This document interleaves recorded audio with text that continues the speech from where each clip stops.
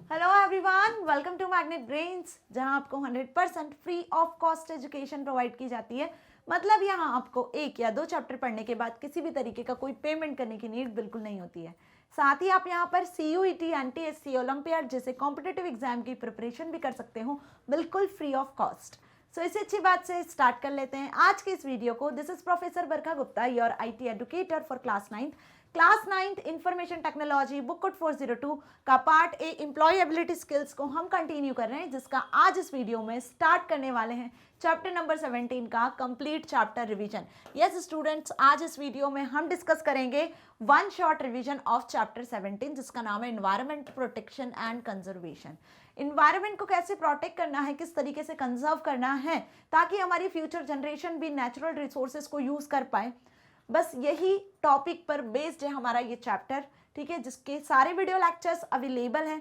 पूरा चैप्टर हम कंप्लीट कर चुके हैं। इवन पार्ट एम्प्लॉयबिलिटी स्किल्स के 1 to 17 पूरे चैप्टर्स को हमने कंप्लीट कर लिया है with video lectures topic wise, NCERT solutions, assessment question answers, one shot revision, सारी चीज़ आपको मिल जाएगी यूट्यूब प्लेलिस्ट पर या फिर magnetbrains.com वेबसाइट पर, या फिर मोबाइल ऐप के थ्रू भी आप मैग्नेट ब्रेन्स को डाउनलोड कर सकते हो प्ले स्टोर से। सभी जगह से 100% फ्री, कितनी भी बार आप वीडियो लेक्चर्स को एक्सेस कर सकते हो, राइट। सो चलिए स्टार्ट कर लेते हैं आज की इस वीडियो को with the chapter number 17 one shot revision के साथ इन्वायरमेंट प्रोटेक्शन एंड कंजर्वेशन। तो सबसे पहले जानते हैं कि इन्वायरमेंट होता क्या है ना। So the word environment is derived from the French word environ, ठीक है। एनवायरन से इन्वायरमेंट वर्ड लिया गया है, जो कि इन्वायरन एक क्या है, फ्रेंच वर्ड है, जिसका क्या मतलब होता है, जिसका मतलब होता है सराउंडिंग्स। तो इन्वायरमेंट जो वर्ड है वो कहाँ से आया है, एक फ्रेंच वर्ड से आया है, इन्वायरन वर्ड से, जिसका मतलब होता है सराउंडिंग्स। मतलब अपने आसपास आप यदि देखो तो आपको जो चीज़ें दिखती हैं वो इन्वायरमेंट की होती हैं, इन्वायरमेंट से ही आपको मिलती है। आप खुद भी कहीं ना कहीं इन्वायरमेंट में ही होते हो, अर्थ में ही होते हो। तो अर्थ जो कि एक प्लेनेट है जहाँ पे आपको दो इंपॉर्टेंट चीज़ मिलती है, इन्वायरमेंट और साथ ही यहाँ पर different organisms, wild life organisms जो आपको मिलते हैं, जिसमें humans, plants, animals, insects, birds, सारी चीज़ें आती हैं। तो इसी को हम, जो ये अर्थ है आपका, ये यूनिक प्लैनेट क्यों कहते हैं, क्योंकि यहाँ पर वाटर और इन्वायरमेंट और लाइफ ये एग्जिस्ट करती है, जो बाकी किसी प्लैनेट पर नहीं है। सो इस पर्टिकुलर प्लैनेट को सेफ रखना है, इन्वायरमेंट को सेफ रखना है, ह्यूमन लाइफ को सेफ रखना है। सो उसके लिए हमें किस तरीके से आगे बढ़ना है, किस तरीके से जो इन्वायरमेंट से नेचुरल रिसोर्सेज मिल रहे हैं उन्हें सेफ रखना है, वही सारी चीज हमने इस चैप्टर में देखी है, right. So our environment comprises our surroundings. जो हमारा एनवायरमेंट है वो किससे कंप्राइजेस है, हमारे सराउंडिंग से। तो हमारी सराउंडिंग जहां पर आप देखते हो, जहां पर आप सांस लेते हो, वी ब्रीथ, जहां पर आप वाटर आपको जहां मिलता है, the water that covers the earth surface, the plants and animals around us and much more things, okay. The environment can be categorised into two types. अब यहाँ पे एनवायरमेंट को दो कैटेगरी में डिवाइड किया गया है, natural environment and human made environment.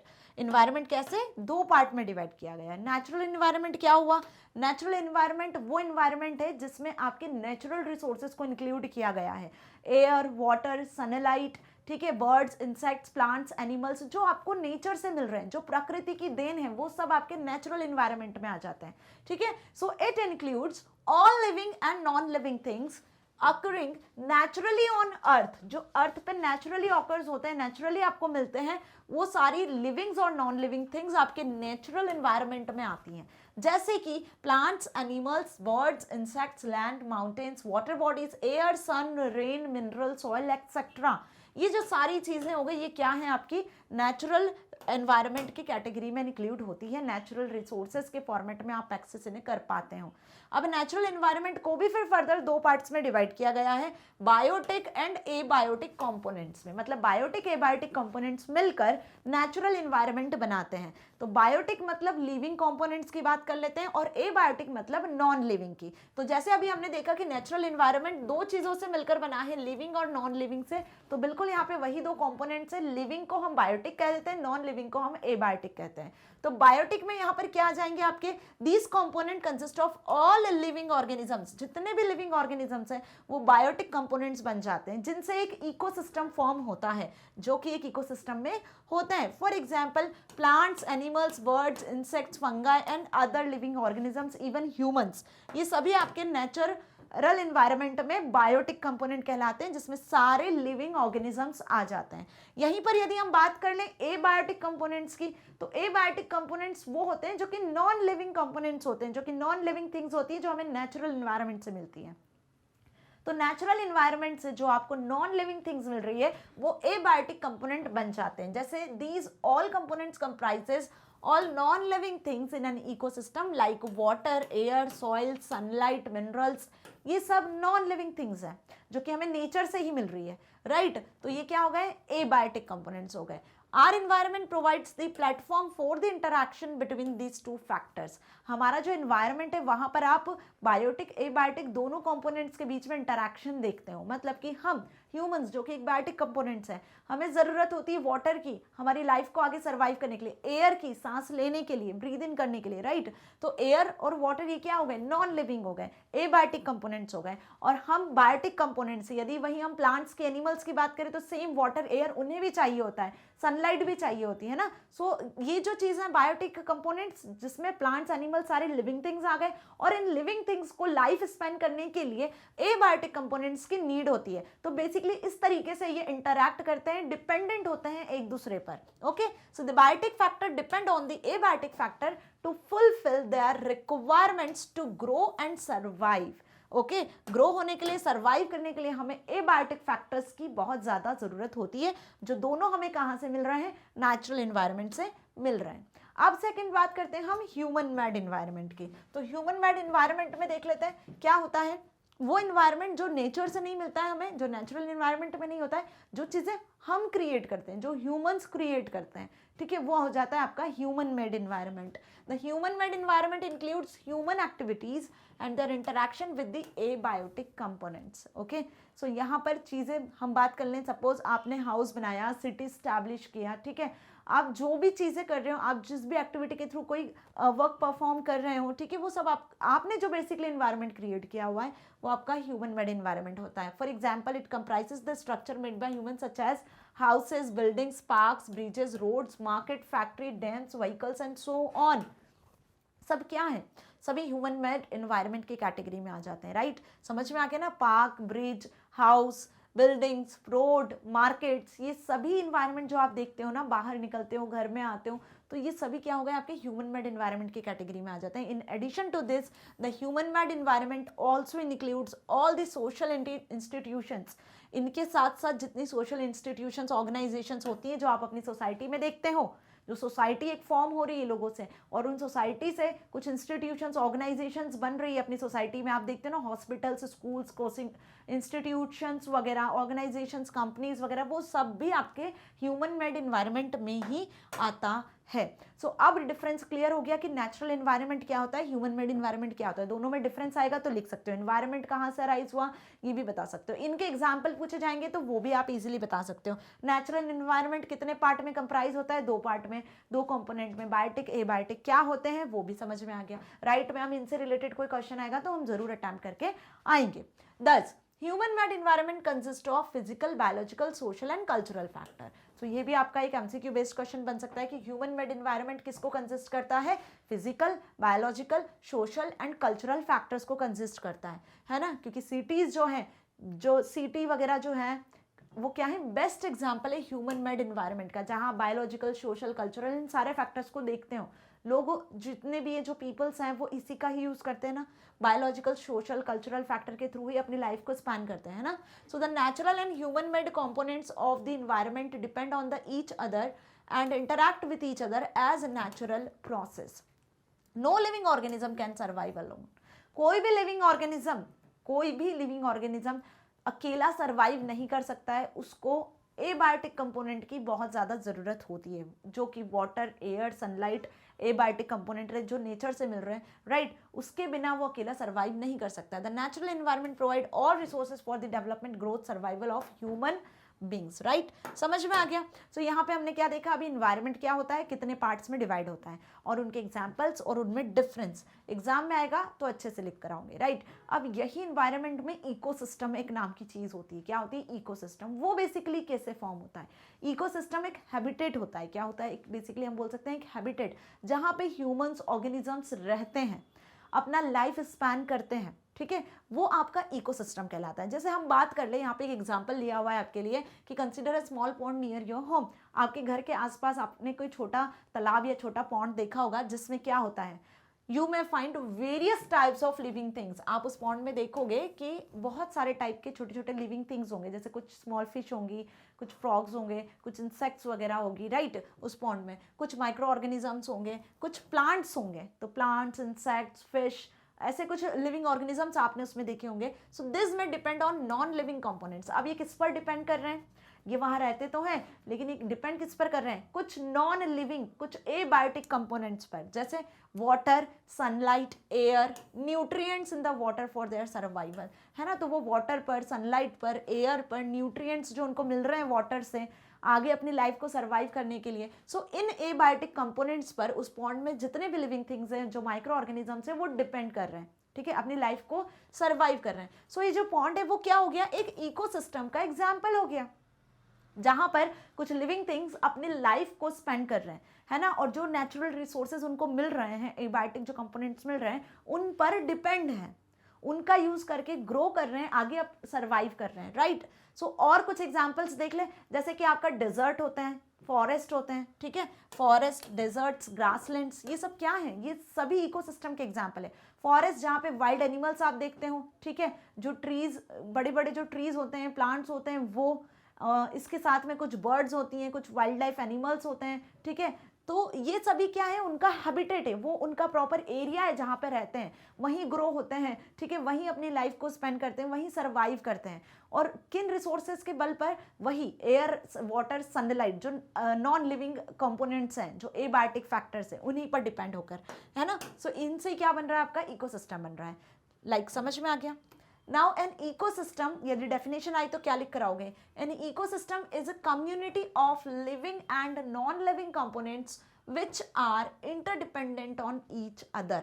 अब इकोसिस्टम क्या है, वो कम्युनिटी है लिविंग और नॉन लिविंग कंपोनेंट्स की। इकोसिस्टम में लिविंग कंपोनेंट्स जितने भी है, लिविंग थिंग्स जो भी है, और जो नॉन लिविंग थिंग्स है, उनको कंप्राइज करके एक सिस्टम बनाया गया है, जिसे को इकोसिस्टम कहा है, जहां पे living things non living things पर या non living things living things पर इंटरडिपेंडेंट है, which are interdependent on each other. ये लाइन आपसे एमसीक्यूज में फिलअप ट्रू फॉल्स में भी पूछी जा सकती है। This is the definition of ecosystem. Environment का वो सिस्टम जहां पे लिविंग थिंग्स और नॉन लिविंग थिंग्स एक दूसरे पर इंटरडिपेंडेंट होते हैं बेसिकली, ठीक है, और लिविंग थिंग्स और नॉन लिविंग थिंग्स से मिलकर जो एक कम्युनिटी बनाई जा रही है, जो एक सिस्टम बनाया जा रहा है, बेसिकली वही आपका इकोसिस्टम कहलाता है। जैसे एक एग्जांपल अभी हमने लिया, पॉन्ड, लेक्स, रिवर्स, जहां पर पानी के अंदर ही मछली रहती है, फिश वहीं रहती है ना।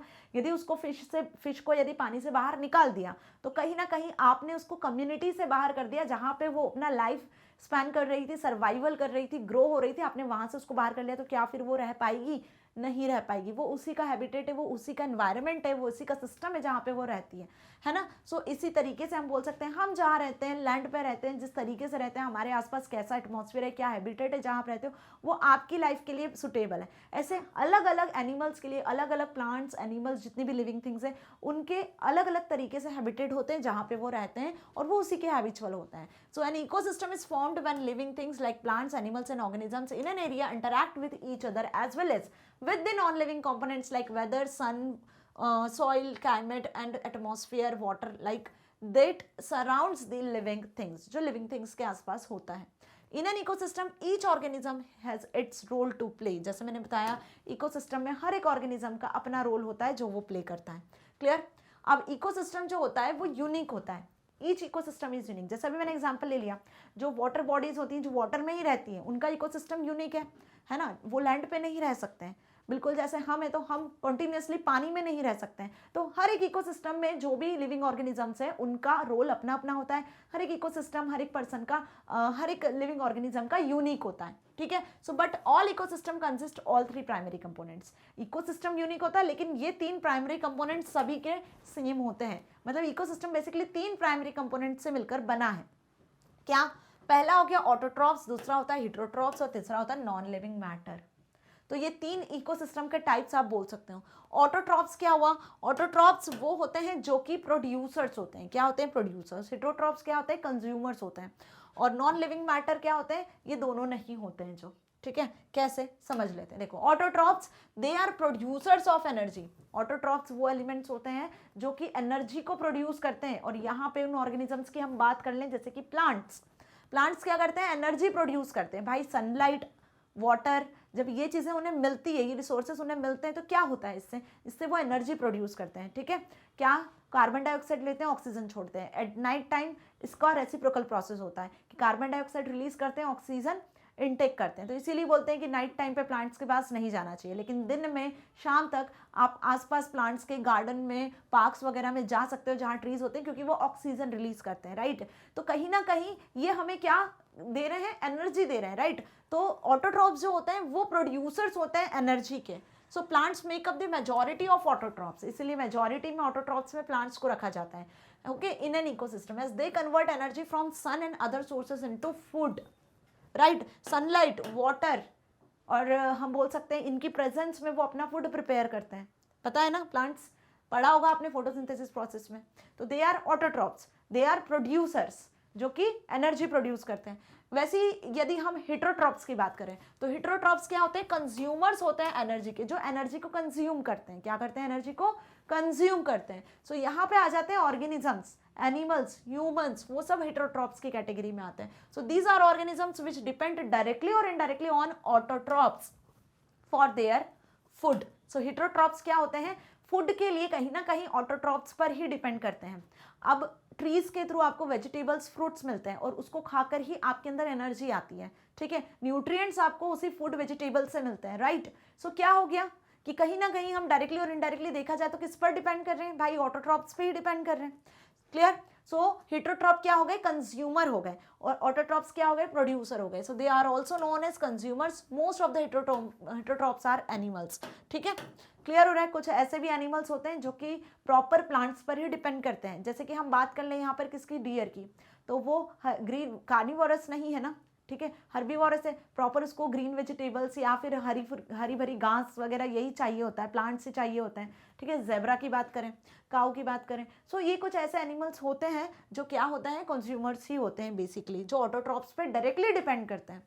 नॉन लिविंग मैटर, अब नॉन लिविंग मैटर क्या होता है, ये कैसे इकोसिस्टम में होता है, just because it is soil, sediments, leaf litter and other organic matter found on the ground और at the bottom of an aquatic system. ध्यान से देखो, नॉन लिविंग मैटर में हम डिस्कस कर रहे हैं किसकी, ना प्रोड्यूसर की ना कंज्यूमर की। यहाँ पे नॉन लिविंग मैटर आपके सॉइल, सेडिमेंट्स जो होते हैं, लीफ लिटर जो घास फूस वगैरह होते हैं, या अदर ऑर्गेनिक जो मैटर्स होते हैं, वो आपके नॉन लिविंग मैटर की कैटेगरी में आते हैं, जो कहीं ना कहीं इकोसिस्टम में फाउंड होते हैं, राइट।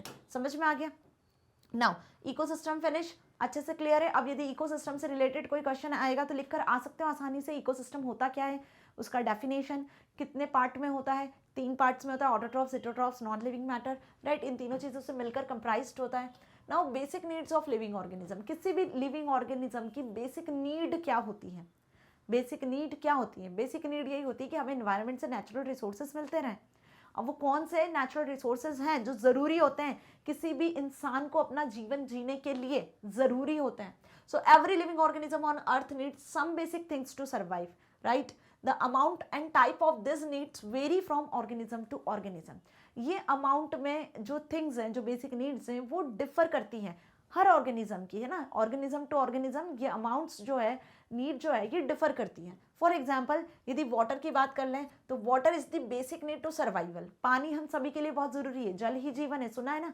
पानी हम सभी को जीने के लिए, चाहे प्लांट्स हो चाहे एनिमल्स हो, सभी के लिए ज़रूरी है। But the amount of water a frog needs to survive is less than the amount of water needed by an elephant, right। अब पानी की ज़रूरत हम सभी को है, सभी के लिए इसेंशियल है, बहुत ज़्यादा इसेंशियल है। बिना पानी के हम मर जाएंगे, राइट। ये हम सभी को अच्छे से पता है, ठीक है। तो बेसिक नीड में सबसे पहली नीड तो पानी की हो गई। अब यही पानी का जो अमाउंट है, वाटर का जो अमाउंट है, वो ऑर्गेनिज्म टू ऑर्गेनिज्म कैसे वेरी हो रहा है।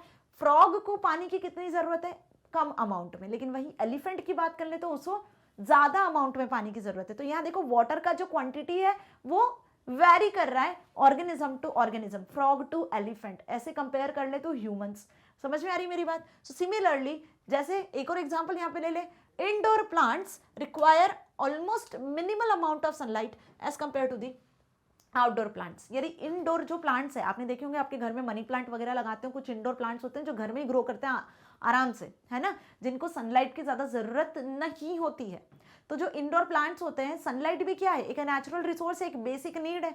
बिना सनलाइट के तो अंधकार हो जाएगा, बिल्कुल हम जी नहीं पाएंगे, है ना। सूर्योदय होगा, सन से जो हीट मिलेगी, जो सनलाइट मिलेगी, उसी की प्रेजेंस में प्लांट्स अपने फूड को प्रिपेयर करेंगे। जो ह्यूमंस है उनके लिए कहीं ना कहीं उजाला प्रकाश बहुत ज़रूरी है उनकी लाइफ में। समझ में आ रही मेरी बात। तो सनलाइट जो कि बेसिक रिसोर्स है, जो कि बेसिक नीड है, अब इसका अमाउंट भी वेरी करता है।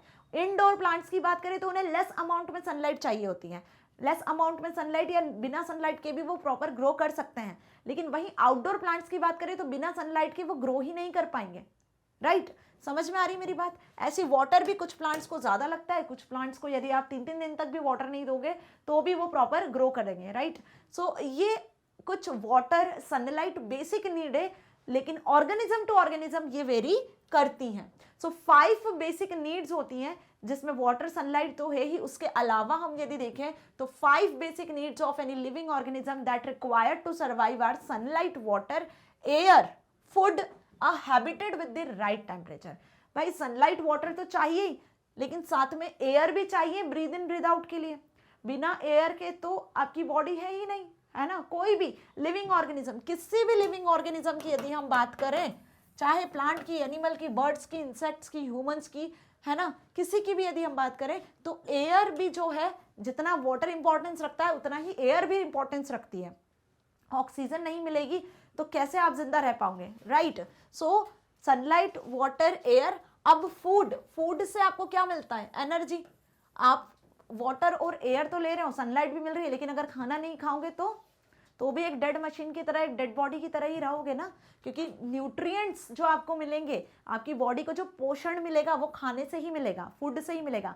कार्बोहाइड्रेट, फैट्स, मिनरल्स, प्रोटीन्स, ये सब किससे मिलेगा आपको, फूड से मिलेगा। तो फूड का होना भी उतना ही इंपॉर्टेंट है। आप जो दिन भर में, रात भर में काम करते हो, सोते हो, जागते हो, घूमते हो, फिरते हो, पढ़ते हो, लिखते हो, उसके लिए एनर्जी कहाँ से आएगी, फूड से ही आएगी, है ना। और दूसरी चीज जो इंपॉर्टेंट है वो है हैबिटेट, जहां पे आप रहते हो, ठीक है, जो कि एक सही टेम्परेचर पे, जिस जगह पे आप रह रहे हो, जिसकी आपको आदत हो चुकी है ना, वहीं आप सरवाइव कर सकते हो। सो ये 5 कुछ इंपॉर्टेंट नीड्स हैं, इंपॉर्टेंट नहीं, एसेंशियल नीड्स हैं, इंपॉर्टेंट नहीं बोलेंगे, एसेंशियल बेसिक नीड्स है, जिसके बिना ह्यूमंस, प्लांट्स, एनिमल्स, कोई भी लिविंग ऑर्गेनिज्म सरवाइव नहीं कर सकता है। सो सनलाइट की यदि बात कर लें तो सनलाइट सबसे पहले डिस्कस कर लेते हैं। It is an essential requirement for all living things और living organisms because it is the main source of energy. Energy का मेन सोर्स है अर्थ पर। अर्थ पर जो मेन सोर्स ऑफ एनर्जी यदि बात की जाए तो वो सनलाइट होती है। It provides heat and light. क्या प्रोवाइड करता है आपको, हीट और light to all living things. Life would not be possible on earth without the warmth of the sun. Sun की हीट लाइट के बिना लाइफ अर्थ पर पॉसिबल नहीं है। तो लाइफ को पॉसिबल बनाने के लिए सनलाइट का होना बहुत ज़रूरी है। सनलाइट के प्रेजेंस में प्लांट्स अपना फूड प्रिपेयर करते हैं। हम भी सोलर कुकर और सोलर प्लांट्स जैसी चीज़ों का यूज़ करके इलेक्ट्रिसिटी प्रोड्यूस कर सकते हैं। भाई ह्यूमंस को तो प्रकाश, उजाले की ज़रूरत होती है काम करने के लिए, अपनी लाइफ को स्पैन करने के लिए, राइट। नाउ वाटर की बात कर लें तो it is considered to be the most important necessity. It is most important necessity of life. Water provides habitat to many living organisms. पहली बात तो यदि हम ह्यूमंस की बात करें तो हमारे लिए नेसेसिटी है, और कुछ ऐसे ऑर्गेनिजम्स होते हैं, लिविंग ऑर्गेनिजम्स, उनको वाटर एक हैबिटेट की तरह प्रोवाइड किया जाता है। जैसे फिश, फ्रॉग्स की बात कर ले, है ना, तो जो पानी में रहते हैं एनिमल्स, जो ऑर्गेनिजम्स, उनके लिए पानी बहुत ज़्यादा ज़रूरी है, एक हैबिटेट बन जाता है, उनका एटमॉस्फेयर ही वही हो जाता है, जिसमें हैबिचुअल रहते हैं वो वहीं रहते हैं। It helps to regulate metabolism in organism. किसी भी ऑर्गेनिज्म के मेटाबॉलिज्म को रेगुलेट करने में हेल्प करता है। And assist the absorption of food in the intestine, right. Intestine में अपने फूड को एब्जॉर्ब करने के लिए बेसिकली डाइजेशन वगैरह में भी सबसे ज़्यादा हेल्प वाटर करता है, right. Water also helps in maintaining body heat. Body heat को भी मेंटेन करता है वाटर। तो ह्यूमन बॉडीज के लिए as well as plants, animals, सभी के लिए क्या बोल सकते हैं, वाटर एक नेसेसिटी है, इवन हैबिटेट भी है, राइट। एयर। अब एयर क्या हो गया, air is made up of several gases. ध्यान रख से सुनो, इन्वायरमेंट में एटमॉस्फेयर होता है, एटमॉस्फेयर में बहुत सारी गैसेस होती हैं, nitrogen, phosphorus, sulphur, oxygen, carbon dioxide, methane, chlorofluorocarbon, बहुत सारी, कुछ हार्मफुल भी होती हैं, कुछ सही भी होती हैं, ठीक है। तो अपना जो एटमॉस्फेयर है वो बहुत सारी गैसेस का मिक्सचर है, ठीक है, जिसे हम एयर कहते हैं। तो इसमें जो सबसे काम की एयर होती है वो ऑक्सीजन और कार्बन डाइऑक्साइड होती है, ठीक है। सबसे मोस्ट इंपॉर्टेंट जो हमें लाइफ को जीने के लिए जिस एयर की ज़रूरत होती है वो ऑक्सीजन होती है, और वो क्लीन और फ्रेश होना चाहिए, तभी हम हमारी लाइफ को सही तरीके से आगे चला सकते हैं, राइट। तो air is made up of several gases, but the two important gases are oxygen and carbon dioxide. This are two important gases. Without oxygen, animals will die, or humans will die, and without carbon dioxide, plants cannot survive. तो plants, animals, humans, है ना, micro organisms, ये क्या होते हैं? यही कुछ living things होती हैं. बिना ऑक्सीजन के एनिमल्स और ह्यूमंस नहीं रह पाएंगे, और बिना कार्बन डाइऑक्साइड के प्लांट्स नहीं रह पाएंगे. ये हमें अच्छे से पता है. तो एयर भी क्या है? एक मोस्ट इंपॉर्टेंट फैक्टर है, एक मोस्ट इंपॉर्टेंट नीड है लाइफ को आगे स्पेंड करने की. Now next, food nutrients, another important thing. Food plays a vital role in overall development of all living beings. अब ये एक वाइटल रोल प्ले करता है डेवलपमेंट में. ह्यूमन बींग्स का जो डेवलपमेंट होता है वो फूड से ही होता है. The food we eat contains nutrients. इसमें न्यूट्रिएंट्स होते हैं that are required by the body to grow, move, work, reproduce, play, think and learn. तो जो भी काम आप करते हो, आपकी बॉडी में जो डेवलपमेंट होते हैं वो न्यूट्रिएंट्स की मदद से होते हैं. वो न्यूट्रिएंट्स आपको फूड से मिलते हैं. So moreover it helps in maintaining proper health and by protecting us from disease. इसीलिए आपको हेल्दी फूड खाना चाहिए ताकि आप डिसीजेस से बच सको, प्रोटेक्ट होकर रह सको, क्योंकि अनहेल्दी फूड से बहुत सारी डिसीजेस हो सकती हैं जो कि आपकी बॉडी के लिए सही नहीं होती हैं. इसीलिए कहते हैं कि जंक फूड नहीं खाना चाहिए, राइट.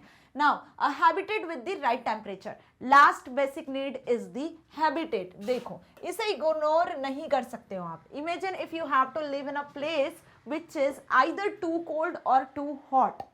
आपको एक ऐसी जगह भेज दिया जाए सपोज जहां बहुत ज़्यादा ठंडी है या फिर बहुत ज़्यादा गर्मी है, तो क्या आप इमेजिन करो, क्या आप रह पाओगे? आप वहाँ पे सर्वाइव कर पाओगे अपनी लाइफ हमेशा के लिए? नहीं ना. So it would be difficult और may be even impossible to survive. Difficult होगा, बहुत बहुत डिफिकल्ट होगा, या फिर हो सकता है कि आप सर्वाइव ही नहीं कर पाओ. So in the same way habitat is more important, right. Every living organism needs an ideal temperature to produce survive weather on land और इन वाटर. तो हर एक ऑर्गेनिज्म को एक नॉर्मल टेम्परेचर चाहिए होता है ताकि वो वहाँ पर रह सके, अपना लाइफ आगे सर्वाइव कर सके, ग्रो कर सके, डेवलप कर सके, राइट. सो कैसा टेम्परेचर चाहिए? एक आइडल टेम्परेचर चाहिए to produce survive weather on land और इन वाटर. चाहे हम लैंड की बात करें, चाहे हम वाटर की बात करें, right. Now relationship between man and environment. अभी तक हमने एनवायरनमेंट का बेसिक देखा, इकोसिस्टम के बारे में समझा, और ये देखा कि कौन सी 5 बेसिक नीड्स हैं एनवायरनमेंट से रिलेटेड जो कि ऑर्गेनिजम्स को, लिविंग ऑर्गेनिजम्स को चाहिए होती हैं. ओके, बिना उसके लिविंग ऑर्गेनिज्म सर्वाइव नहीं कर सकता है, ठीक है. अब मैन और एनवायरनमेंट में क्या रिलेशनशिप है बेसिकली, और मैन किस तरीके से एनवायरनमेंट को हार्म कर रहे हैं, ठीक है. जो ह्यूमंस हैं वो एनवायरनमेंट को कैसे हार्म कर रहे हैं, क्या कारण है जो एनवायरनमेंट हार्म होता चला जा रहा है, ठीक है, और किस तरीके से हम एनवायरनमेंट को सेफ कर सकते हैं, प्रोटेक्ट कर सकते हैं. अब बस उसी के बारे में हम डिस्कस करेंगे इस चैप्टर में, right. So inter relationship between man and environment is well established from the earliest times to the present day. यदि अर्ली स्टेज की बात कर ले, जब से ह्यूमन सिविलाइजेशन स्टार्ट हुआ है, शुरुआत हुई है ना, जब से आदि मानव मेन या ह्यूमंस की स्टार्टिंग हुई है, उस टाइम से बात कर लें, तो ह्यूमंस जो है वो इन्वायरमेंट के साथ बहुत ज़्यादा फेमिलियर थे. मतलब ये हम सोच सकते हैं कि टोटली इन्वायरमेंट पे ही डिपेंड थे. जितने नेचुरल रिसोर्सेज मिल रहे हैं वो उनके लिए सफिशिएंट हुआ करते थे, ठीक है. वो उन्हीं का यूज करते थे अपने लाइफ को स्पेंड करने के लिए. So however the relationship has varied during different stages of evolution of humans and their society. In this relationship the environment influences the life of the human beings. तो जब किस स्टेजेस से या अभी किस स्टेजेस की बात कर लें, तो जब से अभी तक में ह्यूमंस में बहुत सारे चेंजेस हुए हैं.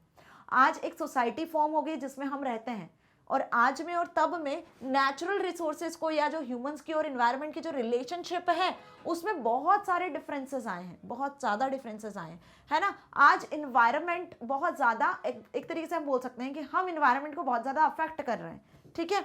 सो humans adopt their changing environment, but sometimes they also modify the natural environment according to their requirements. Humans changing environment को अडॉप्ट तो कर लेते हैं, जो इन्वायरमेंट चेंज हो रहा है उसको तो अडॉप्ट कर रहे हैं, लेकिन साथ ही साथ उसमें बहुत सारे चेंजेस भी हो रहे हैं, उसको बहुत ज़्यादा मॉडिफाई भी कर रहे हैं अपनी नीड के अकॉर्डिंग। अपनी नीड के अकॉर्डिंग आप चाहते हो तो एनवायरनमेंट के साथ कुछ भी चेंजेस कर सकते हो। So the early human lived in the lap of the nature. पहले के जो ह्यूमंस होते थे वो नेचर की गोद में रहते थे, हम ऐसा बोल सकते हैं कि नेचर ही उनके लिए सब कुछ था। पूजा भी करते थे वो लोग, कुछ ऐसे ट्रीज या नेचर्स की, प्रकृति की पूजा करते थे, उसको संभाल के रखते थे, उसको कंजर्व करते थे, राइट। जैसे हम बात कर लें तो जो अर्ली स्टेज के ह्यूमंस थे वो पत्तों को पहनते थे, राइट, लकड़ियाँ काट काट के अपना घर बनाते थे, शेल्टर के लिए यूज़ करते थे, प्लांट्स ट्रीज से जो उन्हें मिल रहा है फ्रूट्स वेजिटेबल्स उसी को खा के अपना लाइफ स्पैन करते थे, right. So their survival dependent on their natural environment so that adapted to their environment. तो उनका जो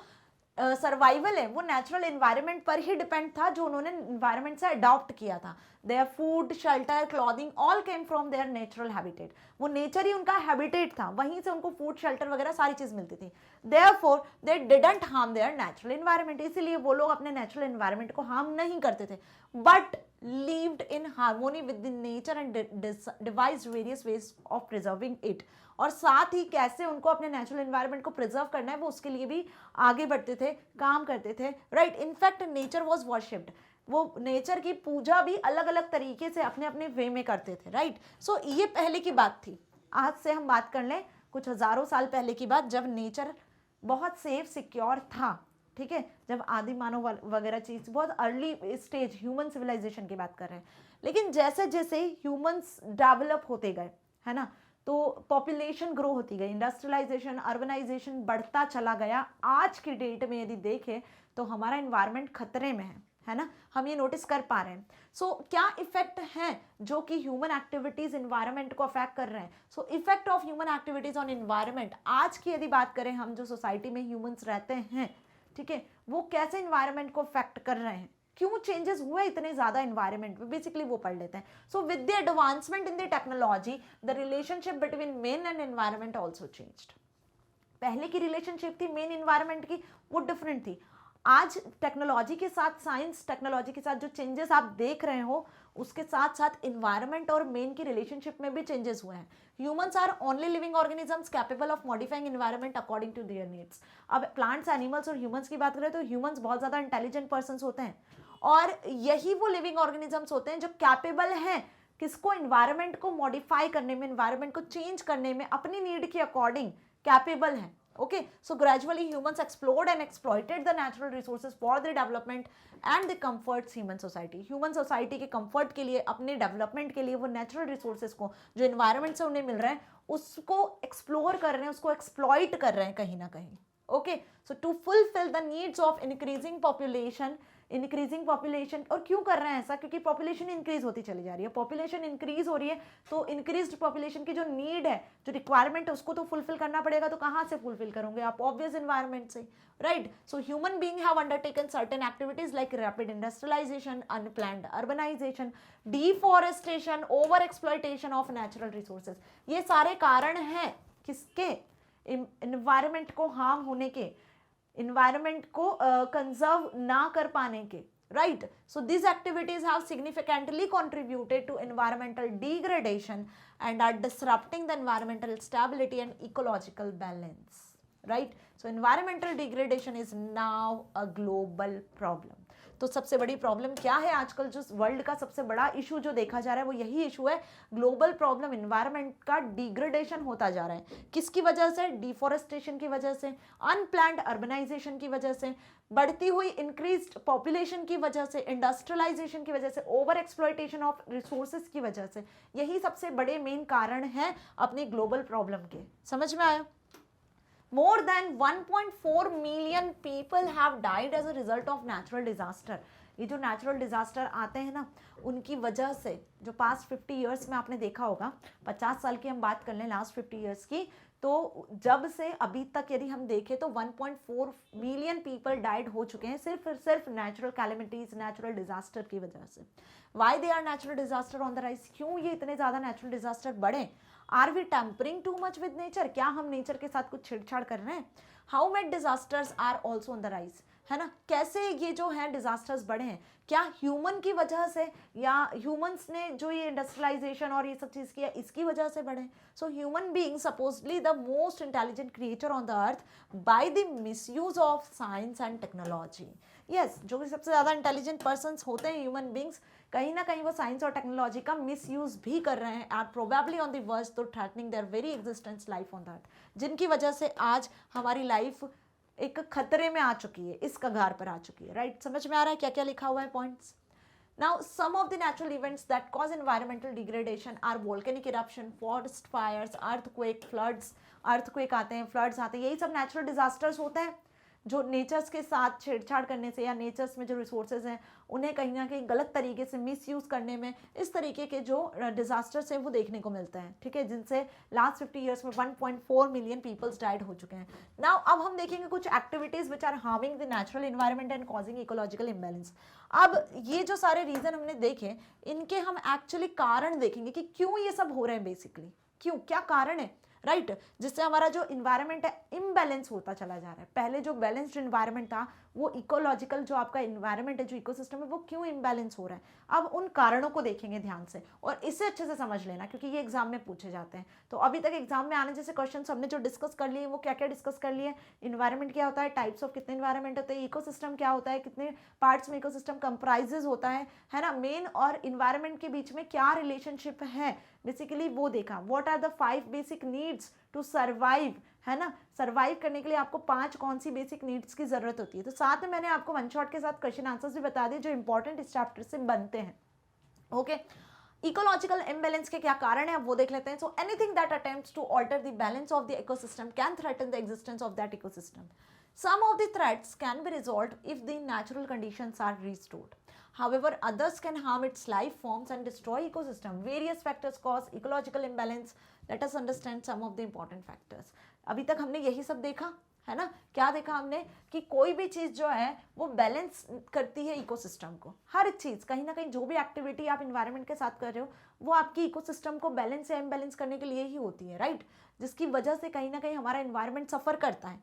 सो ऐसे क्या चीज़ें हैं जो इन्वायरमेंट को हार्म कर रही हैं, वो इंपॉर्टेंट फैक्टर्स अब हम डिस्कस करेंगे, जिसमें पहला है over exploitation of natural resources.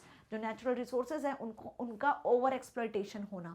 So it refers the over use. Over exploitation का मतलब क्या हो गया, ओवर यूज। नेचुरल रिसोर्सेज को आप ओवर यूज कर रहे हो, जितना जरूरत है उतना नहीं कर रहे हो, आप ओवर यूज कर रहे हो, मिस यूज कर रहे हो, that is called over exploitation. जैसे कि extent that is almost reaches the stage of exhaustion, मतलब कि आप बहुत ज़्यादा यूज़ करो, बहुत ज़्यादा अमाउंट में यूज़ करो, जिसकी वजह से वो एग्जॉस्ट हो सकते हैं।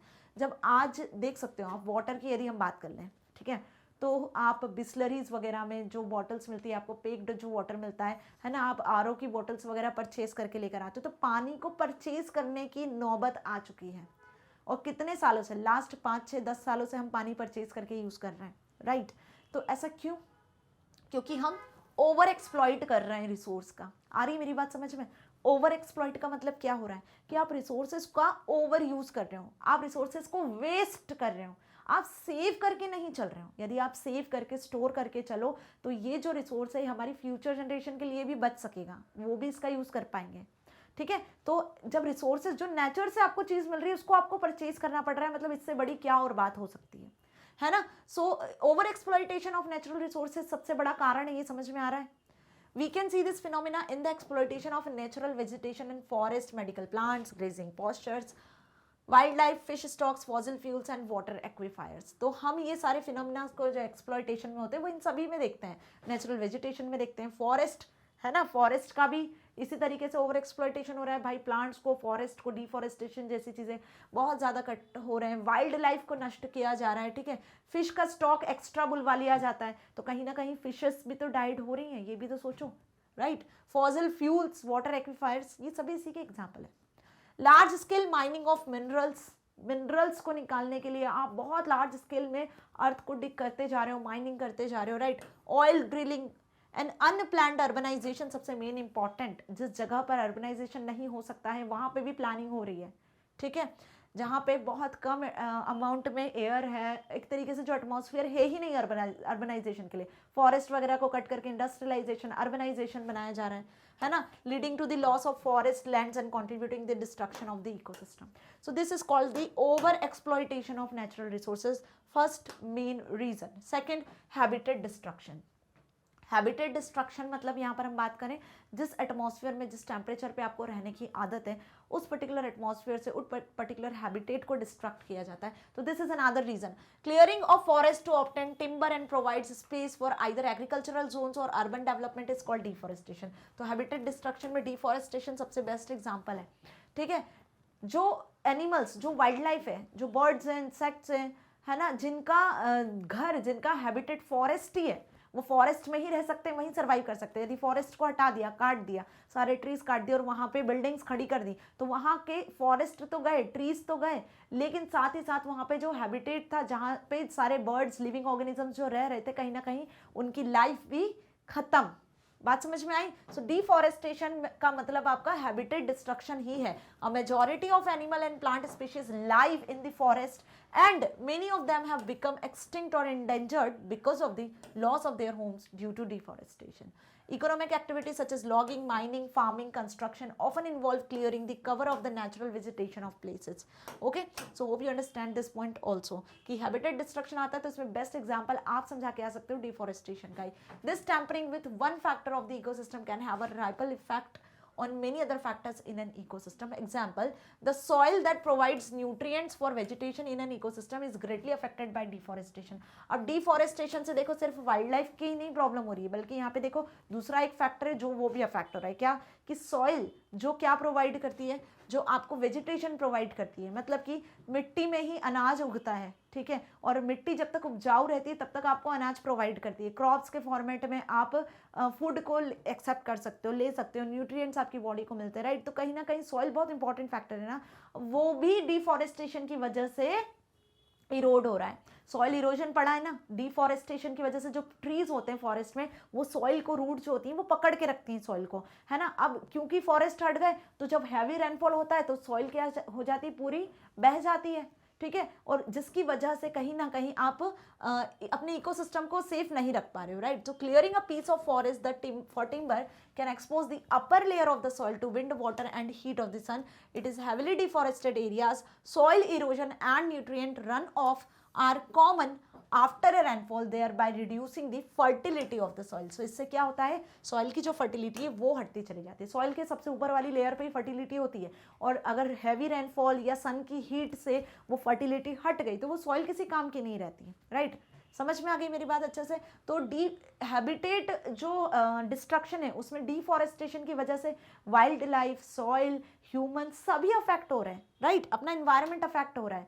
ट्रीज नहीं रहेंगे तो आपको फ्रेश एयर नहीं मिल पाएगी, तो कहीं ना कहीं ह्यूमंस भी अफेक्ट हो रहे हैं ना. Okay, environmental pollution next reason जो है वो इन्वायरमेंटल पॉल्यूशन. अब इन्वायरमेंटल पॉल्यूशन में डिफरेंट टाइप के पॉल्यूशन आपने पढ़े होंगे साइंस में. Air pollution, water pollution, sound pollution, जिसको आप नॉइस पॉल्यूशन भी कहते हो, है ना. बस वही, वो भी तो हमारे इन्वायरमेंट को अफेक्ट कर रहा है ना. कैसे? Water, land and air play a crucial role in the health of our ecosystem. अपने इकोसिस्टम में जो लिविंग ऑर्गेनिजम्स हैं उनकी हेल्थ के लिए वाटर जरूरी है, लैंड जरूरी है, एयर भी जरूरी है, और यही वाइटल रोल प्ले करते हैं, important role, crucial role play करते हैं, है ना. So any kind of pollution releases harmful chemicals into the environment. किसी भी तरीके का जो पॉल्यूशन होता है ना, उससे जो केमिकल्स आते हैं वो हमारे इन्वायरमेंट को हार्म करते हैं. सो पॉइजनस गैसेस की यदि बात कर लें, that released into the environment from vehicle emissions और factory chimneys cause air pollution and respiratory disease. मतलब अगर इन्वायरमेंट में जो पॉइजनस गैसेस होती हैं वो किसके थ्रू निकलती है, वो कुछ व्हीकल्स होते हैं उनमें से जो फ्यूल्स निकलते हैं. ठीक है, या फैक्ट्रीज, इंडस्ट्रीज की जो चिमनीज होती है वहाँ से जो फ्यूल निकलता है वो अफेक्ट करता है हर लिविंग ऑर्गेनिज्म को, चाहे हम बात कर लें प्लांट्स को, एनिमल्स को, ह्यूमंस को. रेस्पिरेटरी सिस्टम को डैमेज करता है. सो यही पॉइजनस गैस जो होती है, जो यहाँ से हमने देखा अभी व्हीकल से, जो फैक्ट्री चिमनीज वगैरह से निकलती है, ये आपके एयर को पॉल्यूट करिए, जिसकी वजह से ह्यूमंस फ्रेश एयर को ब्रीद इन नहीं कर पाते हैं. ओके, सो ये हो गया आपका एयर पॉल्यूशन. दूसरा देखो, dumping of industrial and city sewage wastage into lakes, rivers and seas are causing water pollution.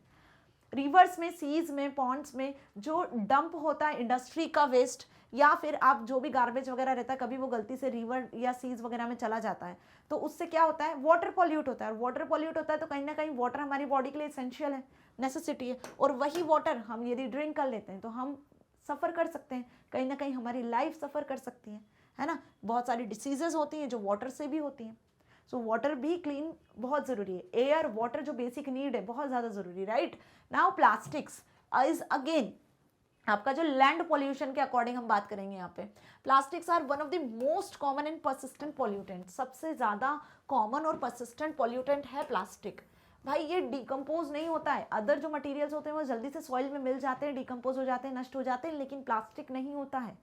Plastic को डिकम्पोज होने में 10,000 ईयर्स लगते हैं अप्रॉक्स, सोचो, तब प्लास्टिक डिकम्पोज होता है। और यदि इस ड्यूरेशन में कितने ज़्यादा टॉक्सिक्स केमिकल्स रिलीज होते हैं प्लास्टिक से, यदि आप उसको थ्रो कर देते हो तो वो कितना हार्म करते हैं। यदि कोई एनिमल उसे खा लेता है तो वो कितना सफ़र करता है, ये चीज़ समझो, राइट। तो plastics are one of the most common and persistent pollutants in the ocean, waters and beaches world wide, which is hazard for marine and human life both.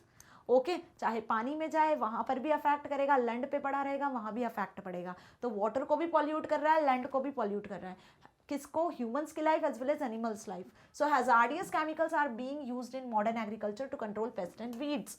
कुछ ऐसे भी केमिकल्स होते हैं जो कि एग्रीकल्चर को कंट्रोल कर सकते हैं, ठीक है, या फिर कुछ ऐसे भी केमिकल्स होते हैं जो कि पेस्ट वीड्स के फॉर्मेट में क्रॉप्स को भी अफेक्ट करते हैं।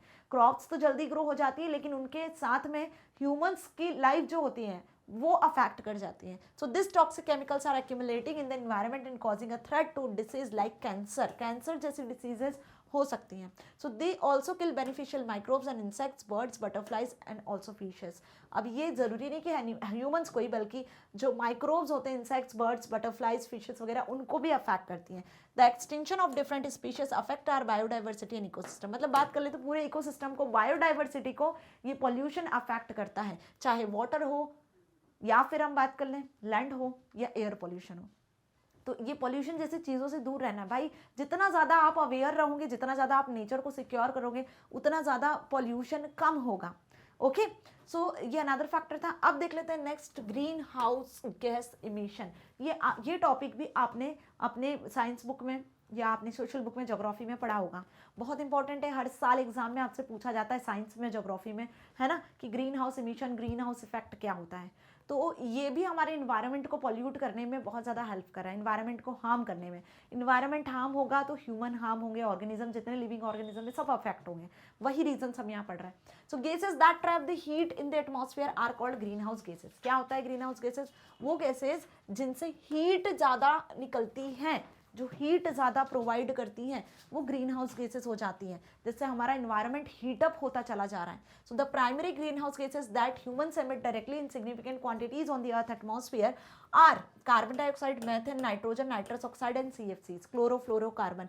ये जिन गैसेस के नाम बता रही हूँ ये हार्मफुल गैसेस हैं जो ज़्यादा मात्रा में एटमॉस्फेयर में बढ़ती चली जा रही है। एटमॉस्फेयर गैसेस का मिक्सचर होता है, बहुत सारी गैसेस का मिक्सचर होता है। इसमें जो इंपॉर्टेंट गैसेस हैं, जो ज़रूरी होती है, वो कम होती जा रही है, और ये सारी गैसेस जो कि हार्म कर सकती है ह्यूमन को, वो बढ़ती चली जा रही है।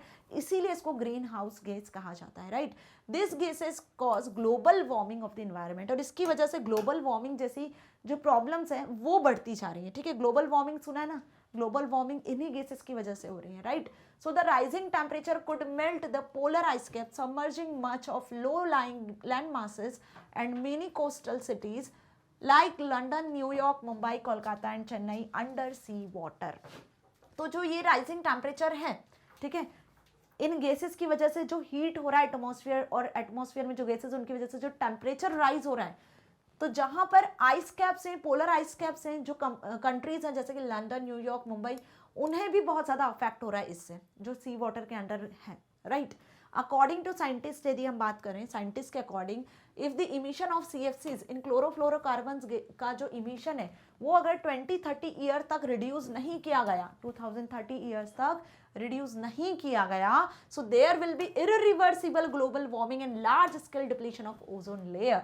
तो जो ये ग्लोबल वार्मिंग है ये इरिवर्सिबल वे में होगी, और ओजोन लेयर का जो डिप्लीशन होगा वो बहुत ज़्यादा बिग स्केल में होगा.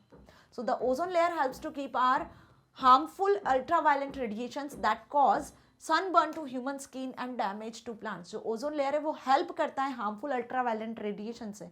और अगर ये गैसेस ज़्यादा बढ़ती चली जाएंगी तो कैसे हम प्रोटेक्ट होंगे इन अल्ट्रावायलेंट रेडिएशन से. और अल्ट्रावायलेंट रेडिएशन से ह्यूमंस की स्किन का सनबर्न, ठीक है, प्लांट्स को डैमेज होना, ये सारी चीज़ें बढ़ती जाती हैं. सो जो अफेक्ट करती है ultraviolet radiation, the most common UV radiation is sunlight which produces 3 main types of UV rays, UVA, UVB, UVC. UVA rays help करती है generate vitamin D for living things. UVA rays की मदद से आपको sunlight के through vitamin D मिलता है. वहीं यूवीबी और यूवीसी की बात करें तो they are destructive, can cause DNA cell damage to plants and animals. ये डिस्ट्रक्टिव होती हैं, ठीक है, ये प्लांट्स एनिमल्स को डैमेज करते हैं, उनके डीएनए को, उनके सेल्स को डैमेज करती हैं, right. The depletion of ozone layer exposes living things to UVB and UVC rays. The harmful effect of these rays can affect ecosystem and humans and can cause the extinction of certain species. Ecosystem को, humans को, पूरे biodiversity को affect कर रहा है ये, ठीक है. तो ये भी एक बहुत बड़ा reason है. Next, nuclear weapon. Nuclear bomb सुना है ना? Nuclear bomb बहुत सारी countries बनाती हैं एक दूसरी कंट्रीज को हार्म करने के लिए. जो वर्ल्ड वॉर्स होते हैं वहाँ आपने इसका नाम भी सुना होगा. सो ये अगर एक बार फट गया न्यूक्लियर बॉम्ब, ठीक है, या एक बार न्यूक्लियर वेपन में से जो रेडियो एक्टिव वेव्स है, जो न्यूक्लियर वेव्स है, वो यदि रिलीज हो गई, सो बिलीव मी बहुत सालों तक इसका असर ह्यूमन हेल्थ पर, लिविंग ऑर्गेनिजम्स पर होता है. So a single thermonuclear weapon can have a million times more destructive power. क्या बोल रहे हैं? Million times more destructive power than the largest conventional weapon. Several countries possess nuclear bombs. बहुत से countries हैं जिनके पास nuclear bombs होते हैं. If a major nuclear conflict happens, extreme climatic and global environmental changes would occur with significant health implications and would destroy life on Earth. तो मतलब एक तरीके से हम बात कर लें तो अर्थ पर लाइफ डिस्ट्रॉय हो सकती है इसके इफेक्ट से, राइट, क्योंकि ऐसी हार्मफुल न्यूक्लियर केसेस होती हैं इसमें. रेडियो एक्टिव वेस्ट, ये भी एक रीजन है. Nuclear waste generated in nuclear reactors, nuclear reactors से न्यूक्लियर वेस्ट निकलता है as a real threat life on earth. ये जो न्यूक्लियर वेस्ट होता है ना, वो भी उतना ही हार्मफुल होता है जितना न्यूक्लियर वेपन से निकलने वाली गैसेस होती हैं. Okay, so exposure to radioactive element can have several health effect on human beings which can cause an irreparable DNA damage leading to a life-threatening conditions, tumors, cancers, etc. Nuclear disasters. Find out the reason. सो यहाँ पर reason बस यही है कि ये radio active जो waste होते हैं ये भी बहुत ज़्यादा हार्मफुल होते हैं, ह्यूमन की हेल्थ से रिलेटेड डिसीजेस कॉज करते हैं लाइक कैंसर्स, ट्यूमर्स जैसी conditions. This substances can also contaminated soil, water, air and infuse harmful substances. ये वाटर, एयर इसमें कंटेमिनेटेड होते हैं और हार्मफुल सब्सटेंस को रिलीज करते हैं जिससे इन्वायरमेंट, हमारा vegetation, marine life, wildlife, मतलब पूरी बायोडाइवर्सिटी आपकी अफेक्ट हो सकती है. Last reason, biotechnological misuse. इसका भी बहुत ज़्यादा मिसयूज हो रहा है. So the production of disease producing bacteria, viruses, fungi, biological welfare is another threat to mankind and environment. ये अनदर फैक्टर एक, ठीक है. So this super powered pathogens when released will disseminate through air and water and can cause catastrophic epidemics to man and animals life. तो इसकी वजह से mains और animals सभी की लाइफ जो है वो खतरे में पड़ सकती है. तो ये भी एक बायोटेक्नोलॉजी का भी जो मिसयूज होना वो भी एक अनदर रीजन है. सो यहाँ पे अभी हमने क्या देखे, कुछ रीजंस देखे जो कि एनवायरनमेंट को अफेक्ट कर रहे हैं. अब इनसे कैसे बचा जा सकता है, हाउ टू कंजर्व दिस, क्योंकि कहीं ना कहीं इन्हें कंजर्व तो करना पड़ेगा, एनवायरनमेंट को सेफ रखना है और ये चीज़ें टाइम के साथ बहुत ज़्यादा स्पीड से ग्रो हो रही हैं. तो एनवायरनमेंट को कंजर्व करने के लिए, सेफ रखने के लिए, इन्हीं कारण की वजह से हमें एनवायरनमेंट को कंजर्व करना पड़ रहा है, नेचुरल रिसोर्सेज को कंजर्व करना पड़ रहा है. नहीं तो कंजर्व करने की ज़रूरत नहीं पड़ती क्योंकि ये चीज़ें बढ़ती जा रही हैं. तो कैसे कंजर्व कर सकते हो, क्या वेज होती हैं प्रोटेक्शन की, अब वो देख लेते हैं. So now, how to conserve the natural resources? Some ways to conserve the natural resources are some of the methods to use renewable resource judiciously, reduce the consumption of natural resources, do not harm the natural environment, and educate communities to take care of the environment. So ये क्या हो गई, कुछ methods हो गई जिनकी मदद से आप environment को safe रख सकते हो, conserve कर सकते हो. क्या, जितने भी renewable resources हैं उनका use proper करो, waste मत करो. रिड्यूस करो कंजप्शन नेचुरल रिसोर्सेज का, जितना ज़रूरत है उतना ही यूज़ करो, ठीक है. कम यूज़ करोगे तो ज़्यादा सेफ रहेगा, फ्यूचर में वो रिसोर्सेज अवेलेबल रहेंगे हमारी जनरेशन्स के लिए। Do not harm the natural environment, जो भी नेचुरल एनवायरनमेंट है उन्हें हार्म नहीं करना है।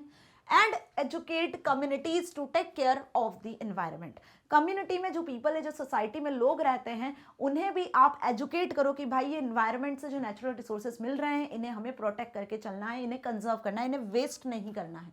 सो कुछ टिप्स है to conserve natural resources, that 3 R's। कौन से वो 3 R's है? We can contribute towards the conservation of natural resources by adopting the 3 R's in our daily life: reduce, recycle and reuse। ये वो 3 यूज है जिनकी मदद से आप नेचुरल रिसोर्सेज को कंजर्व कर सकते हो। ठीक है, रिड्यूस का क्या मतलब हुआ?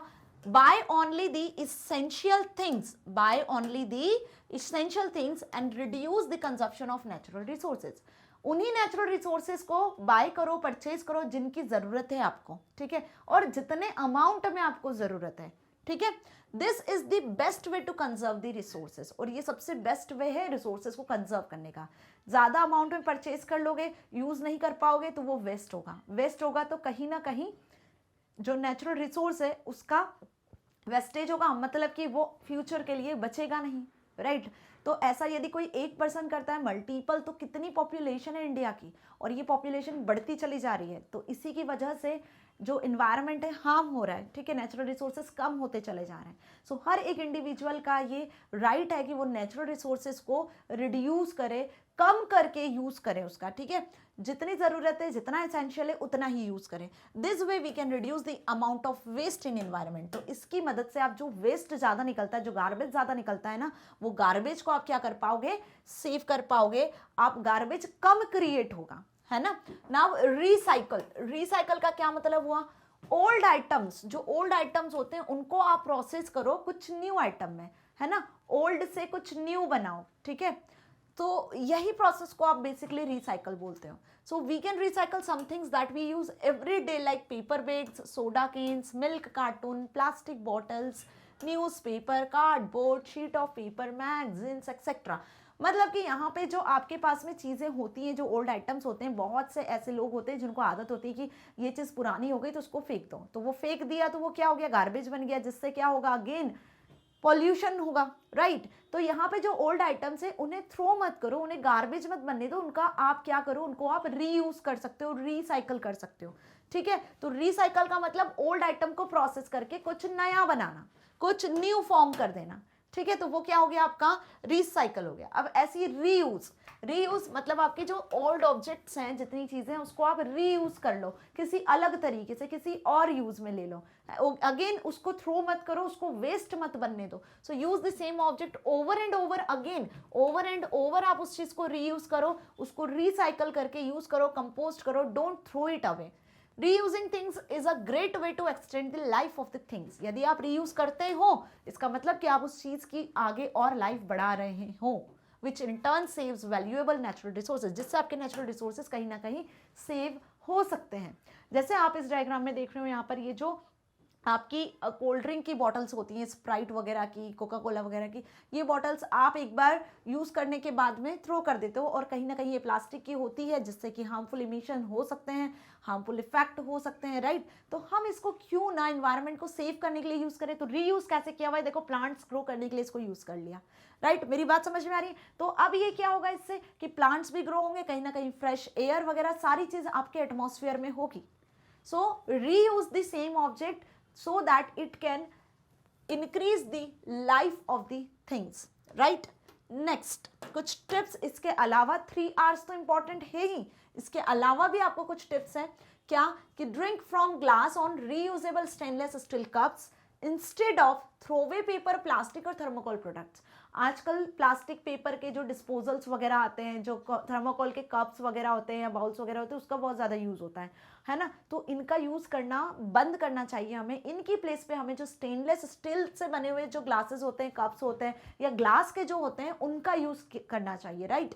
Use cloth towels and napkins, cloth towel और नैपकिन्स का यूज करना चाहिए इन प्लेस ऑफ टिश्यूज और पेपर टॉवल्स की जगह पर, ठीक है। Take a cloth bag to the grocery store, यदि आप ग्रोसरी स्टोर जाते हो तो जो आप बैग लेकर जाते हो वो आप क्लॉथ बैग लेकर जाओ। आइदर इसकी जगह पर आप किसका यूज ना करें, प्लास्टिक का या पेपर बैग का यूज ना करें, ठीक है, क्योंकि plastic bag again I am telling harmful होता है, पॉल्यूशन क्रिएट करता है। Use the comic pages from the newspaper as wrapping paper, paper को रैप करना है या आपको किसी चीज में, किसी चीज को, किसी थिंग को पेपर में रैप करना है तो न्यूज़पेपर की प्लेस पे आप यूज कर सकते हो कॉमिक पेजेस का, ठीक है, समझ में आ गई मेरी बात। Now use glass stainless steel containers or reusable lunch bags to carry lunch to the school। School में जब आप लंच लेकर जाते हो तो प्लास्टिक के बैग्स को ना लेकर जाएं, आप यहाँ पे स्टेनलेस स्टील कंटेनर्स या ग्लास के जो लंच वगैरह होते हैं, कंटेनर्स होते हैं ना जिसके अंदर स्टेनलेस स्टील रहता है, बेसिकली उसको ही लेकर जाएं, ठीक है, क्योंकि गर्म जब खाना रहता है ना, आप जब लंच में रखते हो तो उससे हीट प्रोड्यूस होती है, वो प्लास्टिक के साथ जब वो इंटरैक्ट करता है तो कहीं ना कहीं वो जो फूड है वो आपके लिए हार्मफुल हो जाता है ना। Use coffee cans, jam bottles other than type of containers to store things, things को स्टोर करने के लिए घरों में आप कॉफी कैंस, जैम बॉटल्स का यूज करें, ना कि कोई प्लास्टिक बॉटल्स का या प्लास्टिक कंटेनर्स का यूज करें। Do not throw your old clothes, toys, furnitures and other things that you no longer use. हो सकता है आपके पास कुछ आपके पुराने टॉयज होंगे, आपके क्लॉथ्स होंगे, फर्नीचर होंगे या पुरानी कुछ चीज़ें होंगी, तो उसको आप थ्रो ना करो, उसको आप या तो किसी ज़रूरतमंद को डोनेट कर दो या फिर आप उसको क्या कर सकते हो, अपने फ्रेंड्स के साथ एक्सचेंज भी कर सकते हो ताकि उसकी लाइफ बढ़ सके, लोग उसको रीयूज कर सके, उसका यूज कर सके, right. We can contribute towards the conservation of natural resources by taking this 3 important steps, reducing consumption, recycling waste and reducing old things, ठीक है। ओल्ड थिंग्स को कैसे रीयूज करना है, कंजप्शन को कैसे कम करना है और कैसे वेस्ट को रिसाइकल करना है, ये 3 चीज यदि आपको आ गई, ये 3 स्टेप्स, ये 3 आवर्स यदि आपको समझ में आ गए, इट मीन्स कि आप अपने एनवायरनमेंट को सेव करने के लिए कहीं ना कहीं कुछ योगदान दे रहे हो, अपनी रिस्पॉन्सिबिलिटी समझ रहे हो, राइट। इतना समझ में आ गया, 3 आवर्स पढ़ लिए। अब देख लेते हैं हम क्या कुछ और तरीके जिसकी वजह से, जिसकी मदद से आप अपने एनवायरनमेंट को कंजर्व कर सकते हो, प्रोटेक्ट कर सकते हो, right. So conservation of environment means to proper use and management of natural resources. क्या देखा अभी तक हमने कि आप जो कंजर्वेशन कर रहे हो, रीयूज, रिड्यूस, रिसाइकिल कर रहे हो, उसका मतलब क्या है, that you can conserve the environment, जिसकी मदद से आप अपने एनवायरनमेंट का प्रॉपर यूज कर रहे हो, जो नेचुरल रिसोर्सेज मिल रहे हैं उनका प्रॉपर यूज कर रहे हो और उनको मैनेज भी करके चल रहे हो। इट इंक्लूड्स, अब इन नेचुरल रिसोर्सेज में क्या क्या आ गया आपके, वाटर, एयर, लैंड, अर्थ, डिपॉजिट, वाइल्ड लाइफ, सारी चीज आ गई, राइट। हम इन सारी चीजों को बचा रहे हैं। Protection of environment has become a significant issue today, not only in India but all over the India world. पूरे वर्ल्ड में एनवायरनमेंट को जो हार्म कर रहे हो आप, है ना, ये जो ग्लोबल वार्मिंग है, ये एक बड़ा इशू बनता चला जा रहा है, ठीक है। लेकिन एनवायरनमेंट को प्रोटेक्ट करना ये सिर्फ इंडिया की प्रॉब्लम नहीं है, ये आपके पूरे वर्ल्ड की प्रॉब्लम है। आप सभी को अवेयर होना चाहिए कि how to protect our environment, right. अब कुछ एसेंशियल स्टेप्स है जो एनवायरनमेंट को प्रोटेक्ट करने के लिए हमें लेनी चाहिए। वो क्या स्टेप्स हैं? पहले, डेवलप इन्वायरमेंट फ्रेंडली हैबिट्स। हर एक इंडिविजुअल को चाहिए पूरे वर्ल्ड में कि वो इन्वायरमेंट फ्रेंडली हैबिट्स को अपनाएं, इन्वायरमेंट फ्रेंडली हैबिट्स को डेवलप करें। जैसे proper handling of waste, waste को कैसे प्रॉपर हैंडल करना है, पॉलीथीन का यूज नहीं करना है, इसकी जगह पर आप यूज कर सकते हो किसका, इसकी जगह पर आप यूज कर सकते हो पेपर बैग, क्लॉथ बैग्स का, क्योंकि प्लास्टिक बैग जब आप फेंक देते हो, थ्रो कर देते हो, तो this bag do not decompose in the soil, ठीक है। Also do not throw things in the seas, rivers and lake. Sea, river या लेक, पानी में भी आपको इस तरीके की कोई भी वेस्ट या पॉलीथीन जैसी कोई चीजें नहीं थ्रो करनी चाहिए, राइट, क्योंकि ये डिकम्पोज नहीं होता है। 10,000 ईयर्स लग जाते हैं अप्रॉक्स इसको डिकम्पोज होने में, तब तक ये कितनी ज़्यादा हार्मफुल टॉक्सिक केमिकल्स को रिलीज करेगा जो ह्यूमंस को अफेक्ट करेगा। So use less electricity by making sure that lights and appliances are turned off when not in use. Electricity बचाना भी एक गुड वे होता है नेचुरल रिसोर्सेज को बचाने जैसा, क्योंकि जितना आप इलेक्ट्रिसिटी कम कंज्यूम करोगे उतना ज़्यादा ही कहीं ना कहीं आपके इलेक्ट्रिक अप्लायंसेस हीट कम प्रोड्यूस करेंगे। जब हीट कम प्रोड्यूस होगी तो कहीं ना कहीं आपकी हेल्थ अफेक्ट नहीं होगी। तो मेरी बात समझ में आ रही है? इलेक्ट्रिक अप्लायंसेस यदि आप देखते हो घर में या कहीं बाहर की फ्री में चल रहे हैं, कुछ मतलब नहीं है, बिना मतलब के चल रहे हैं, तो इन द सेंस आपको स्विच ऑफ कर देना है, ठीक है, यदि वो यूज में नहीं है तो, right. Defer to the energy star ratings. वही सारे इलेक्ट्रिकल अप्लायंसेस परचेज करने चाहिए जिनमें एनर्जी स्टार रेटिंग्स होती हैं, जैसे एयर कंडीशनर, रेफ्रिजरेटर वगैरह, टीवी वगैरह। जब आप परचेज करने जाते हो तो देखा करो वहां पे स्टार रेटिंग्स होती हैं, जिसकी स्टार रेटिंग सबसे ज्यादा होती है आप उसी के अकॉर्डिंग वही इलेक्ट्रिक अप्लायंसेस खरीदो, क्योंकि ये कम पावर कंज्यूम करते हैं, कम इलेक्ट्रिसिटी कंज्यूम करते हैं, और कम इलेक्ट्रिसिटी कंज्यूम करेंगे तो कम हीटअप होंगे, और लेस हीटअप होंगे तो ज्यादा हीट प्रोड्यूस नहीं हुई तो हमारी हेल्थ भी अफेक्ट नहीं होगी, राइट। और ग्लोबल वार्मिंग जैसी जो चीजें हैं वो भी बचेगी, right. So this appliances would consume less power, reduce electricity bill, ये भी एक बेनिफिट है। देखो लेस पावर होगा तो लेस इलेक्ट्रिसिटी बिल आएगा, and reduce the effect of global warming. Use LED CFL bulbs, आप एलईडी और सीएफएल बल्ब्स का यूज करो इंस्टीड ऑफ इनकैंडेसेंट बल्ब्स। इनकी जगह पर आप एलईडी सीएफएल का यूज करो, क्योंकि आजकल ये ज्यादा बहुत ज्यादा मार्केट भी है इसका, है ना, और बहुत सही भी होते हैं। Utilize renewable energy sources such as much possible. use solar heaters, solar cookers other than appliances that function on solar power. solar power, solar cookers, solar heaters वाले appliances को आप यूज कर सकते हैं। जैसे कि आपने देखा है कि सोलर पैनल्स भी लगी रहती हैं आजकल इलेक्ट्रिसिटी को प्रोड्यूस करने के लिए, राइट, उससे आप इलेक्ट्रिसिटी जनरेट कर सकते हो कहीं ना कहीं। सो इस तरीके की टेक्नोलॉजी के अकॉर्डिंग आप इन तरीके की चीज़ों को यूज कर सकते हो अपने एनवायरमेंट को प्रोटेक्ट करने के लिए। The emission from cars are harmful to the environment, जैसे आपको डायग्राम में दिख रहा है कि कार्स से जो ये एमिशन होता है ये बहुत हार्मफुल होता है हमारे इन्वायरमेंट के लिए। तो जब आपको कहीं शॉर्ट डिस्टेंस पर जाना है जहाँ पे आप वॉक करके जा सकते हो, जहाँ आप साइकिलिंग करके जा सकते हो, तो क्यों आप कार्स जैसे व्हीकल्स का यूज करते हो, है ना कहीं इनसे जो इमिट होती है गैसेस, जो हीट इनसे प्रोड्यूस होती है, जो फ्यूल इनसे निकलता है, वो हमारे इन्वायरमेंट को, ह्यूमन हेल्थ को अफेक्ट करता है। So wherever possible walk short distances और use cycle instead of driving. When required use a carpool और use public transport, it reduces environment pollution and is healthy for you too. Okay, use water judiciously for a daily course like bathing, brushing teeth, drinking, washing, cooking, etc. जो daily course में आप पानी का use करते हो, water का use करते हो, वो भी आप मिनिमल यूज करो। मिनिमल इन द सेंस कि जितना इसेंशियल है उतना यूज करो। ये जो अभी आप ड्रिंकिंग, वॉशिंग, कुकिंग, भाई ड्रिंकिंग मतलब 7-8 लीटर पानी पीना है, वो तो पीना ही है, उसमें कमी नहीं करना है आपको। लेकिन जब आप पानी का यूज कर रहे हो तो जितना आप यूज करो वही यूज करो, वेस्ट मत करो पानी को, राइट, क्योंकि पानी बहुत इंपॉर्टेंट है। ये कोट भी आपने सुना है, जल ही जीवन है, right. Now practice rain water harvesting at home, encourage the use of drip irrigation. देखो रेन वाटर, जो रेन से जो वाटर आता है उसको कलेक्ट करना रेन वाटर हार्वेस्टिंग कहलाता है, और आजकल ये बहुत ज़्यादा डिमांड पर है। आप अपने घरों में देखते हो कि आप डीप इनसाइड क्या बोल सकते हैं, हम एक ऐसा एरिया रखते हो जहाँ पे आप रेन वाटर को हार्वेस्ट करके रख सकते हो, और इस वाटर से आप फर्दर जो फार्मर्स होते हैं वो इरीगेशन भी कर सकते हैं समर्स के टाइम पे, राइट। तो rain water harvesting is best way to preserve water, to protect environment's natural resource, right. Practice composting. This is an effective way of reduce greenhouse gas emissions. Try to educate people in your locality for protection and judicious use of natural resources. ज़्यादा से ज़्यादा लोगों को educate करो, लोगों को समझाओ कि आप जितना ज़्यादा अपने नेचुरल रिसोर्सेज को प्रोटेक्ट करोगे उतना ज़्यादा आपका इन्वायरमेंट सही रहेगा। इन्वायरमेंट सही रहेगा, हेल्दी रहेगा, तो हम भी हेल्दी रहेंगे और हम भी सेफ रहेंगे, हमारी आने वाली फ्यूचर जनरेशन भी सेफ रहेगी। सो एनकरेज एफॉरेस्टेशन, किसको एनकरेज करो? एफॉरेस्टेशन को, ना कि डिफॉरेस्टेशन को।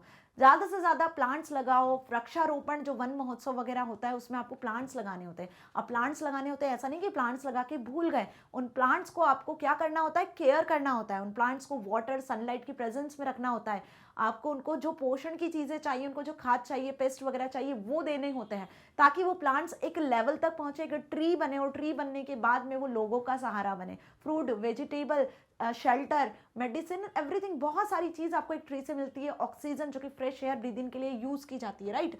सो प्लांटेशन, एफॉरेस्टेशन बहुत ज़्यादा ज़रूरी है। That is planting and growing more trees is deforested areas, contribute as much as you can so that conservation projects that happen in your locality. Use alternative fuels like CNG. अब petrol diesel से जो vehicles चलते हैं उसको avoid करके CNG वाले जो vehicles हैं, फ्यूल्स हैं, उनका यूज करना चाहिए। आजकल आपने देखा होगा कि ऑटो रिक्शा जो चलते हैं वो CNG वाले चलते हैं, है ना। ऐसे आपने मोटर बाइक्स वगैरह भी देखी होंगी जो बैटरीज से आजकल चलने लगी है, राइट। तो CNG, ये जो व्हीकल्स है कहीं ना कहीं फ्यूल को लेस कर रहे हैं। पेट्रोल डीजल जो फ्यूल है जिससे हार्मफुल गैसेस इमिट होती हैं, जो फ्यूल्स हमारे इन्वायरमेंट को अफेक्ट करता है, वो कहीं ना कहीं रिड्यूस हो रहा है। Industrial waste sewage must be treated before the release into the water bodies. Water bodies में ये इंडस्ट्रियल वेस्ट सीवेज मिलने से पहले उनको ट्रीट करना चाहिए, उनको कहीं ना कहीं किसी ना किसी तरीके से रिड्यूस कर देना चाहिए ताकि वाटर बॉडीज में मिक्स होकर वाटर पॉल्यूट ना हो सके। Use biogas, biofuels at home. अपने घरों में आप बायोगैस, बायोफ्यूल्स का यूज करो ताकि आपकी हेल्थ भी सेफ रह सके, है ना। जो स्मोकिंग करते हैं पर्सन, उनको भी स्मोकिंग छोड़ देनी चाहिए। It is dangerous for your health. आपकी हेल्थ से ज़्यादा जो आपके आसपास रहते हैं लोग, जब वो उस पर्टिकुलर स्मेल का, स्मोक का हिस्सा बन जाते हैं तो उनकी भी हेल्थ कहीं ना कहीं अफेक्ट करती है, right. So smoking is dangerous for your health, right. तो ये चीज़ भी बिल्कुल सही चीज़ नहीं है। It is not the responsibility of government and big companies only to take steps to conserve the environment. अब कोई बिग गवर्नमेंट या बिग कंपनीज जो है उनकी रिस्पॉन्सिबिलिटी नहीं है आपको अवेयर करना कि भाई इन्वायरमेंट को, नेचुरल रिसोर्सेज को सेव करो, स्टोर करके रखो, है ना। ये हर एक इंडिविजुअल की ज़रूरत होती है कि वो अपने इन्वायरमेंट को सेफ रखे। अपने आसपास का वातावरण सेफ होगा तो आप सेफ होंगे। सबसे मेन पॉइंट, अपनी लाइफ बचानी है, अपना जीवन बचाना है, अपने बच्चों को, अपने आने वाली फ्यूचर जनरेशन को बचाना है, तो आपको अपना इन्वायरमेंट क्लीन एंड क्लियर रखना पड़ेगा।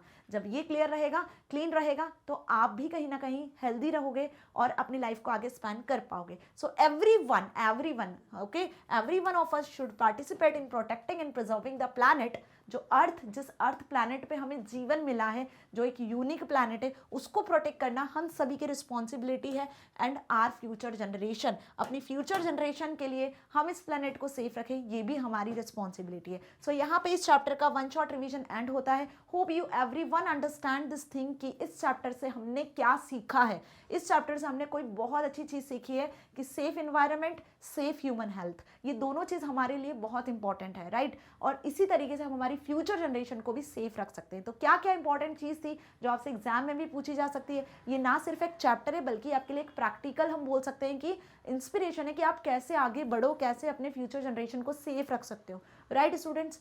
So hope you understand everything जो हमने इस चैप्टर से समझा, सीखा। नेक्स्ट वीडियो में हम नेक्स्ट चैप्टर को स्टार्ट करेंगे, that is the last chapter of part A, chapter 18, importance of green economy. दोनों चैप्टर्स को मिलाकर आपको ये पता चलेगा कि इन्वायरमेंट के प्रति आपकी क्या रिस्पॉन्सिबिलिटी है, किन स्किल्स का आपके अंदर होना जरूरी है, राइट। मैग्नेट ब्रेन्स ना सिर्फ आपको किंडरगार्टन से लेकर क्लास 12 बल्कि आपको CBSE, NTSC, olympiad, CUT, spoken English, CBSE Hindi English medium, UP Bihar board जैसे कॉम्पिटेटिव एग्जाम की प्रिपरेशन भी कराता है 100% free with high quality education के साथ। सारे वीडियो लेक्चर्स को आप एक्सेस कर सकते हो यूट्यूब प्लेलिस्ट के साथ साथ magnetbrains.com, या फिर आप मोबाइल ऐप को भी प्ले स्टोर से डाउनलोड कर सकते हो। सभी जगह से सारे वीडियो लेक्चर्स को किसी भी क्लास के एक्सेस कर सकते हो, 100% फ्री, कितनी भी बार देख सकते हो। मैग्नेट ब्रेन्स से यदि कोई लेटेस्ट अपडेट आपको चाहिए तो आप हमारे यूट्यूब, फेसबुक, इंस्टा, ट्विटर जैसे जो पेजेस हैं उन्हें भी फॉलो कर सकते हो। और अब तो डियर स्टूडेंट्स, मैग्नेट ब्रेन्स आपको बुक्स और ई बुक्स की फैसिलिटी भी प्रोवाइड कर रहा है। मतलब यदि आपको किसी सब्जेक्ट से रिलेटेड, टॉपिक वाइज वीडियो से रिलेटेड, या सैम्पल पेपर से, एनसीईआरटी सॉल्यूशन से, असेसमेंट से, या फिर प्रीवियस ईयर क्वेश्चन पेपर से रिलेटेड, एमसीक्यू से रिलेटेड कोई बुकलेट चाहिए बुक्स और ई बुक्स के फॉर्मेट में, तो वो भी पॉसिबल है। डिस्क्रिप्शन में एक लिंक दिखेगी, गूगल फॉर्म दिखेगा, उसको फिल कर देना। टीम आपसे कंसल्ट करेगी और आपको बुक्स और ई बुक्स की फैसिलिटी प्रोवाइड करेगी। सो मैग्नेट ब्रेन्स आपको 100% फ्री एजुकेशन प्रोवाइड कर रहा है ताकि आप अपने एग्जाम में बहुत अच्छे मार्क्स को स्कोर कर सकते हो, साथ ही साथ अपनी लाइफ में कुछ बहुत अच्छा अचीव कर सकते हो। मिलेंगे नेक्स्ट वीडियो में। Till then stay happy. Thank you so much.